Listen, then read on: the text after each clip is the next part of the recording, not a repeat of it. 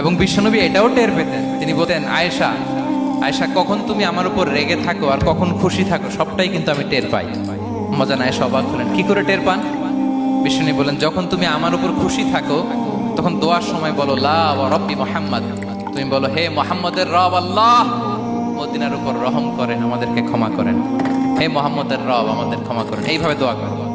আর যখন তুমি রেগে থাকো তখন আমার নামটা মুখ দিয়ে নিতে চাও না, তখন তুমি দোয়াতে বলো লা ওয়া রব্বি ইব্রাহিম, হে ইব্রাহিমের আল্লাহ, হে ইব্রাহিম নবীর খোদা আমাদের মাফ করো।